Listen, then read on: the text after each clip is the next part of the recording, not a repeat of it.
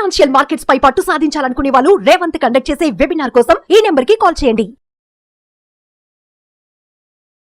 నమస్తే, welcome to Suman TV. నేను విష్ణు. ప్రస్తుతంతో పాటు certified financial planner Ram Prasad గారు ఉన్నారు. వారితో మాట్లాడదాం. సార్ నమస్తే. సార్ రామ్ ప్రసాద్ గారు. నమస్తే విష్ణు గారు. సార్ రామ్ ప్రసాద్ గారు, ఇవాళ ఒక మెగా ఎపిసోడ్ లాగా, స్పెషల్ ఎపిసోడ్ లాగా మీ ఆఫీస్లో షూట్ చేస్తాం. అంటే రెగ్యులర్గా ఇప్పుడు మా ఆఫీస్లో చేస్తుంటాము, 4 years నుంచి అది రెగ్యులర్ ప్యాటర్న్ అయిపోయింది. సో ఇవాళ ఏంటంటే కొంచెం ఆడియన్స్కి ఒక కొత్తదనం అందించాలన్న ఉద్దేశంతో ఇవాళ షూటింగ్ ప్రోగ్రామ్. సో మొత్తానికి మీ ఆర్పి వెల్త్ ఆఫీస్లో అయితే పెట్టుకోవడం జరిగింది. సో ఇక టాపిక్ విషయానికి వస్తే, లాస్ట్ ఒక 7-8 months బ్యాక్ ఎన్ఆర్ఐ ఇన్వెస్ట్మెంట్స్కి సంబంధించి మనకు వీడియో చేయడం జరిగింది.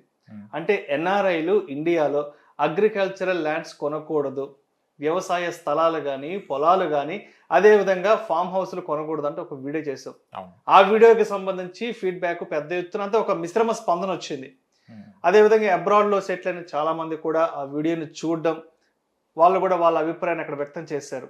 అండ్ నా విషయానికి వస్తే, అండ్ మా అపార్ట్మెంట్లో మా నైబర్స్ ఎవరైతే ఉన్నారో, ఆవిడ హైకోర్టులో అడ్వకేట్ అనమాట. సో ఆవిడ కూడా ఆ వీడియో చూసి, విష్ణు చాలా మంచి కంటెంట్ ఆడియన్స్కి మీరు కన్వే చేశారు, విదేశాల్లో స్థిరపడిన వాళ్ళకి ఈ వీడియో చాలా ఇన్ఫర్మేటివ్గా ఉంది, అండ్ మేము కూడా అబ్రాడ్లో సెటిల్ అయిన మా ఫ్రెండ్స్, అంటే మా ఫ్రెండ్స్కి, మా పిల్లలు కూడా ఈ వీడియో పంపించడం జరిగిందంటూ కూడా ఆ వీడియోకి సంబంధించిన ఇన్ఫర్మేషన్ ఏదైతే ఉందో చాలా యూస్ఫుల్గా ఉందని చాలా మంది చెప్పడం కూడా జరిగింది. సో అయితే మొత్తానికి ఆ వీడియోలో మనం ఏం మాట్లాడుకున్నాము అంటే, ఎన్ఆర్ఐలు వ్యవసాయ స్థలాలు, పొలాలు, ఫామ్ హౌస్లు కొనకూడదని మాట్లాడుకున్నాం కాబట్టి, బట్ ఎన్ఆర్ఐలు అంటే అబ్వియస్గా పెద్ద ఎత్తున రియల్ ఎస్టేట్లో ఇన్వెస్ట్మెంట్స్ చేయాలని చాలా ఇంట్రెస్ట్గా ఉంటారు. సో కాబట్టి మరి వ్యవసాయ స్థలాలు, పొలాలు కొనకూడదని చెప్పారు కదా, మరి నగరాల్లో, పట్టణాల్లో రియల్ ఎస్టేట్లో ఇన్వెస్ట్ చేయాలి అంటే మరి ఎన్ఆర్ఐలకు ఉన్న ఆప్షన్స్ ఏంటి అసలు? తప్పకుండా మనం చెప్పింది ఏంటంటే, as for FEMA A NRI కూడాను అగ్రికల్చర్ ల్యాండ్ కానీ, ప్లాంటేషన్ ల్యాండ్ కానీ, ఫామ్ హౌస్ కానీ కొనకూడదని చెప్పాం. దాన్ని చెక్ చేసుకోండి అని చెప్పాం. చాలా మంది ఓపిక లేక ఎన్ఆర్ఐ కొనుక్కోవచ్చు, ఓసీఐ కొనకూడదు, అక్కడ సిటిజన్షిప్ వస్తే కొనకూడదు అన్నారు. అలా కాదు, నో ఎన్ఆర్ఐ ఎవరు కూడా ఇండియాలో అగ్రికల్చర్ ల్యాండ్ కానీ, ప్లాంటేషన్ ల్యాండ్ కానీ, ఫామ్ హౌస్ కానీ కొనడానికి వీల్లేదు.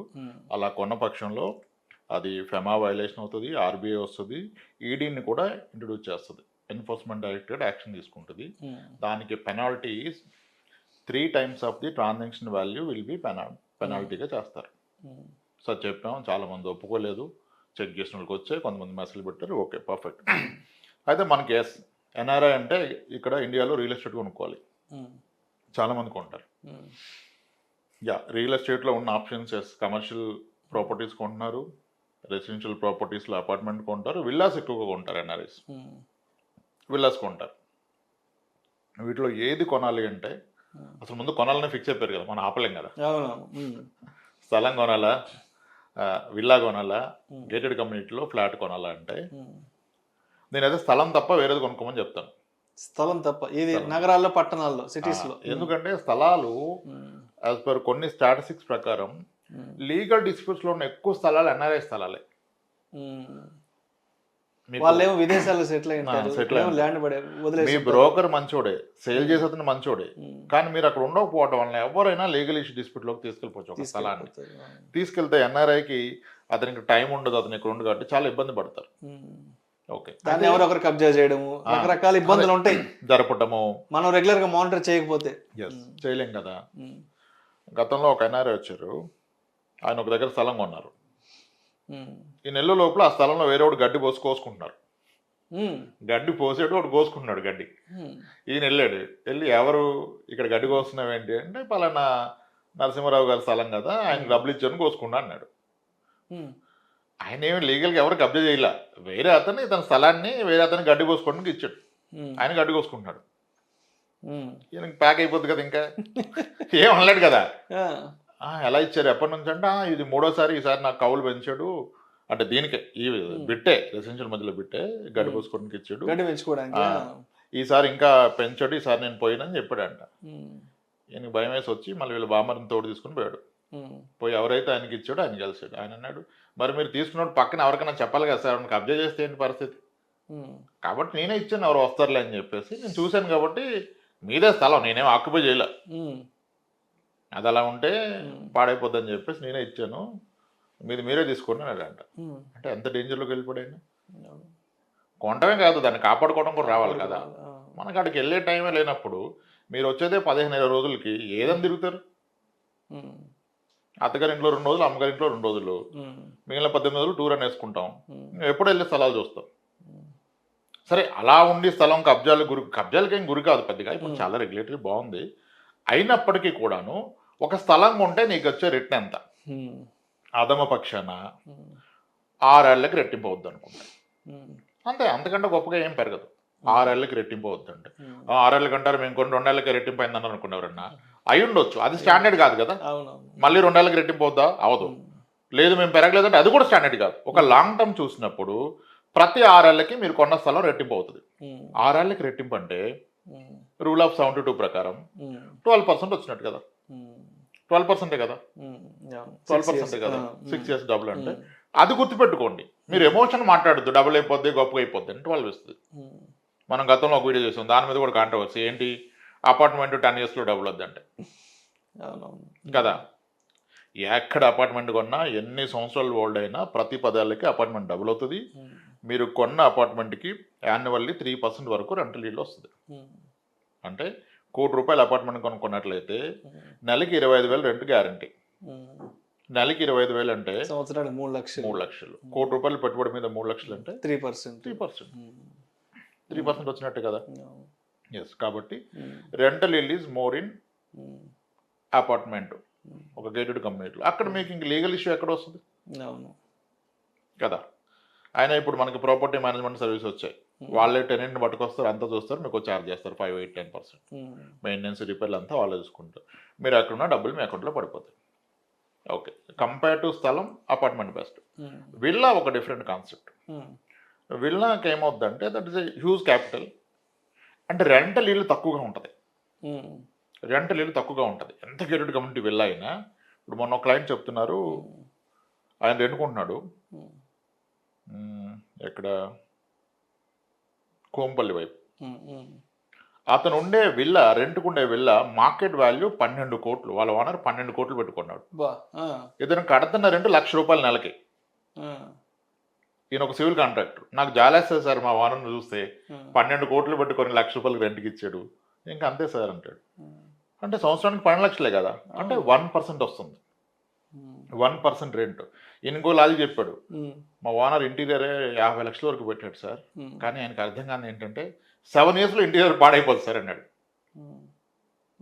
అంటే మళ్ళీ 50 లక్షలు వెనక్కి పట్టాలి కదా, అసలు ఇంక కట్టే రెంట్ ఎంత ఉంటుంది సార్ అన్నాడు. అంటే విల్లా కొనుక్కొని మీరు ఉంటే పర్ఫెక్ట్, మీరు రావడానికి ఇంకా టైం పడుతుంది అన్నప్పుడు ముందే అంత మనీ బ్లాక్ చేద్దానికి వచ్చే రెంట్ రేట్లు తక్కువ కదా, 1% కదా. ఓకే, ఇప్పుడు గేటెడ్ కమ్యూనిటీ అపార్ట్మెంట్ కొంటే 3% వేసుకుందాం లోయర్ సైడ్. ఒక విల్లా కొంటే ఎంత గేటెడ్ కమ్యూనిటీ విల్లా కొన్నా మన క్యాపిటల్ ఎక్కువ కాబట్టి దాని రెంట్ రేట్ తక్కువ. అది మేబీ కమర్షియల్ ప్రాపర్టీ కాస్త రెంట్ రేట్ ఎక్కువ ఇస్తుంది. కానీ ఇక్కడ వీళ్ళు మిస్ అవుతుంది ఏంటంటే, వీళ్ళు ఎన్ఆర్ఐ స్టేటస్ డిస్క్లోజ్ చేయట్లేదు కొంటున్నప్పుడు. As an NRI you are supposed to buy everything in NRI status. NRI స్టేటస్లో కొంటే మీరు టెనెంట్ మీకు ఇచ్చే రెంట్లో 31% డిడక్ట్ చేసి ఇవ్వాలి టీడీఎస్. 31% స్ట్రైట్ అవర్ డిడక్ట్ చేస్తాడు. మీరు మళ్ళీ ఐటీఆర్ ఫైల్ చేసి, ఇండియాలో ఇన్కమ్ ట్యాక్స్ ఫైల్ చేసి, ఆ ఇయర్ మీకున్న ఇన్కమ్లో చూసుకొని అవును వస్తే రిఫండ్ వస్తుంది. అంటే టెనెంట్ కూడా problem. Tenant is suppose to fill 15CA fill చేసి 15CA ఫిల్ చేసి ఈయన టీడీఎస్ కట్ చేసి డిపాజిట్ చేయాలి ఇన్కమ్ ట్యాక్స్ దాంట్లో ఆయన ప్యాన్ మీద. అంటే మీకు వచ్చే దాంట్లో మళ్ళీ 30% వెళ్ళిపోతుంది కదా. అంటే ఏమొస్తుంది, ఇప్పుడు విల్లా అనుకోండి వచ్చేది 1%, దాంట్లో మళ్ళీ 35% పోతే 60 paise, 0.60% per year return on your investment. నేను వచ్చినప్పుడు ఉంటా అంటే ఎస్, మీరు వచ్చిందాక ఆ డబ్బు అక్కడే వేరే దగ్గర పెడితే పెరగదా, ఎఫ్సిఎన్ఆర్ ఎఫ్డీలో పెడితే పెరుగుతుంది, ట్యాక్స్ ఫ్రీ. ఎన్ఆర్ఈ శాస్త్రంలో కనుక మీరు ఇన్వెస్ట్ చేస్తే bank FD 1 year to 10 years మధ్యలో ఎఫ్డి చేసుకోవచ్చు ఎన్ఆర్ఈ అకౌంట్ నుంచి.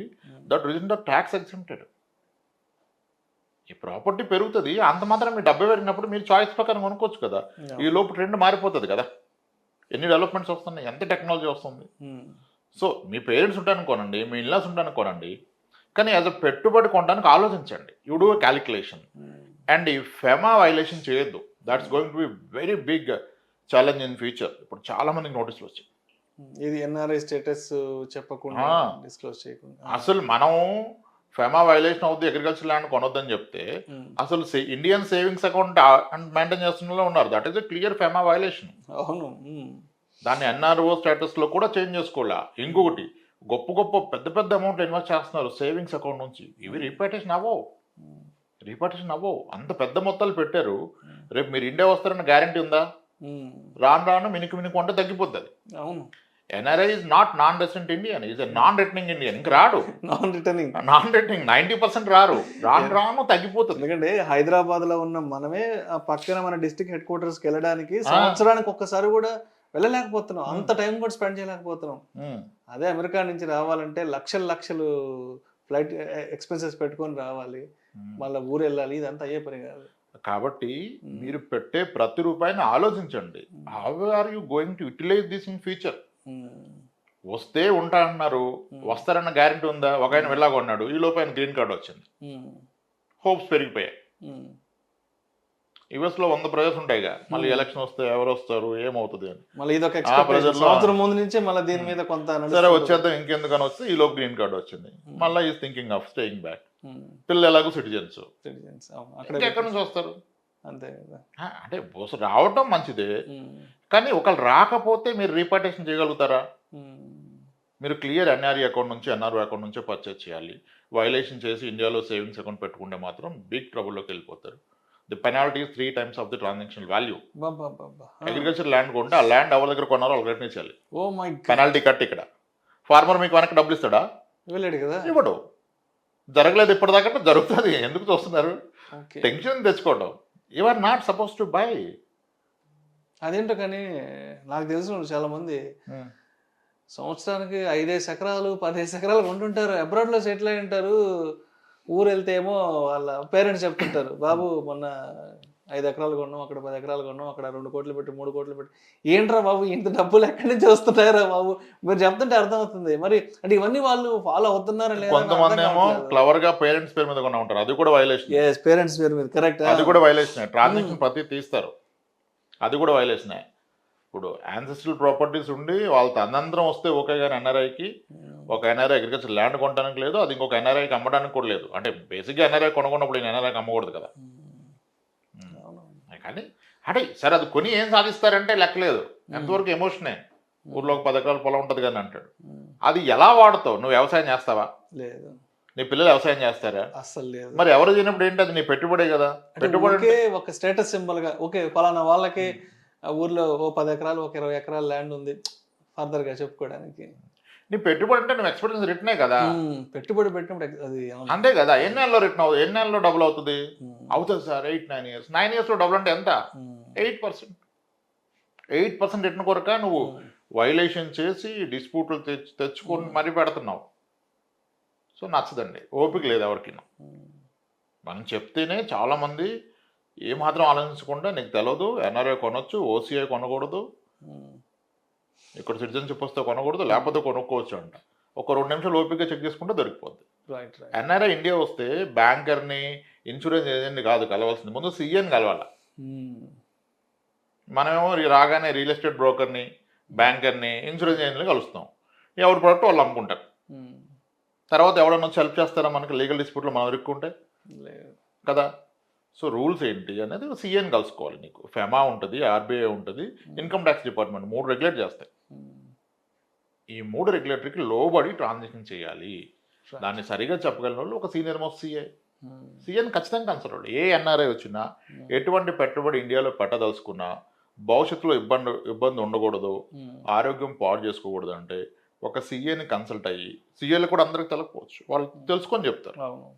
చెప్తారు ఎందుకంటే వాళ్ళ ప్రాక్టీస్లో తక్కువ కదా ఎన్ఆర్ఐ కేసెస్. అది డెఫినెట్గా ప్రతి ఎన్ఆర్ఐ ఇండియాలో సీఏని పెట్టుకోవాలండి.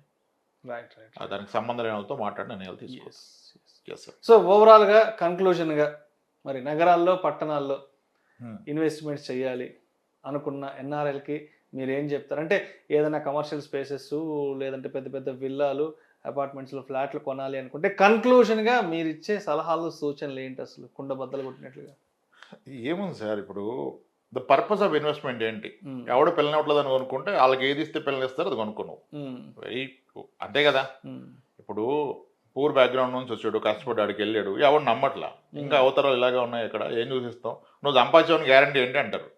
పోనీ ఇల్లు వాకిలన్నా చూపించాలంటారు పెద్దలు చెప్తారు. ఇల్లు వాకిలు అందరికి ఉంది, అది ఒకటి ఎట్లా సరిపోద్ది అంటే అప్పుడు నువ్వు ఊర్లో కమర్షియల్ కాంప్లెక్స్ కొను, లేదా మంచి ఇల్లు కొని మీ పేరెంట్స్ ని మార్చు. అంటే నీ పర్పస్ అది. లేదా అంతా సెటిల్ అయిపోయి వైఫ్ అండ్ హస్బెండ్ వర్కింగ్, మంచి డబ్బులు ఇన్కమ్ ఉంది, నువ్వెందుకు కొంటున్నావు? పెరగడానికి ఎంత పెరుగుతుంది అలా లెక్కేసుకోవాలి కదా. నీకు వస్తున్న ప్రతి ఇన్కమ్ 30% టీడీఎస్ కట్ చేస్తారు. టీసీఎస్ టీడీఎస్ అంటారు. అసలు అన్నారాయి ఒక ప్రాపర్టీ అమ్మితే కూడా నీకు టీడీఎస్ కట్ చేసేస్తారు.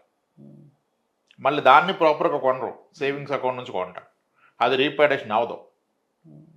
ప్రాపర్గా ఎన్ఆర్ఓ నుంచి కొంటే, ఎన్ఆర్ఈ అయితే నో డౌట్ తీసుకెళ్ళిపోవచ్చు. ఎన్ఆర్ఓ నుంచి కొన్నట్లయితే మళ్ళీ దానికి ఒక $1 million స్కీమ్ ఉంటుంది. ఆ స్కీమ్ ద్వారా రీపేటేషన్ చేసుకోవచ్చు. దానికి కూడా మళ్ళీ ఫైల్ చేయాలి. CA has to give 15 CB. అంటే 15 CB ఇవ్వాలంటే ఆ ప్రాపర్టీ లీగల్గా ఉన్నావు, ఎలా కొన్నావు, దానికి టిల్లేట్ అన్ని ట్యాక్సెస్ పే చేసినట్టుగా వెరిఫై చేసి ఇస్తారు. అప్పుడు will able to take 1 million back. మరి ఇక్కడికి ఎవరు రానప్పుడు, ఎవరు ఇక్కడ ఉన్నప్పుడు ఇక్కడ ఎందుకు? నీ క్లారిటీ ఉందంటే నీ పర్పస్ని బట్టి ఇన్వెస్ట్మెంట్. అంటే జబ్బుని బట్టి మందు ఏది టేస్ట్గా ఉంటుందంటే ఏం చెప్పలేం. నీ జబ్బు ఏదో తెలిస్తే మందు తీసుకోవచ్చు. కానీ మీ 3 మందుల్లో ఏది తీయగా ఉంటుంది సార్ తాగుతానంటే ఎవరేం చేయలేరు. Thank you sir. Thank you so much Ramprasad గారు. ఎన్ఆర్ఐలు నగరాల్లో పట్టణాల్లో ఇన్వెస్ట్మెంట్స్ చేయాలి అంటే ఎటువంటి జాగ్రత్తలు తీసుకోవాలి, అదేవిధంగా చట్టానికి సంబంధించినటువంటి ఎటువంటి రూల్స్ ఫాలో అవ్వాలి, మరీ పర్టికులర్గా ఇన్వెస్ట్మెంట్స్ చేసేటప్పుడు ఫైనాన్షియల్ ఎక్స్పర్ట్స్ని, ఎస్పెషలీ సిఎస్ని ఏ విధంగా కన్సల్ట్ అవ్వాలి, వారి వైపు నుంచి ఎటువంటి సలహాలు సూచనలు తీసుకోవాలి అనే అంశం గురించి చాలా చక్కగా ఎన్ఆర్ఐలు అందరికీ ఉపయోగపడే విధంగా చాలా మంచి విశ్లేషణ మన ప్రేక్షకులకు అందించారు. Thank you so much Ramprasad గారు. రైట్ అండి. సుమన్ టీవీలో మీ పర్సనల్ అండ్ బిజినెస్ ప్రమోషన్స్ కోసం కింది నెంబర్కి కాంటాక్ట్ చేయండి.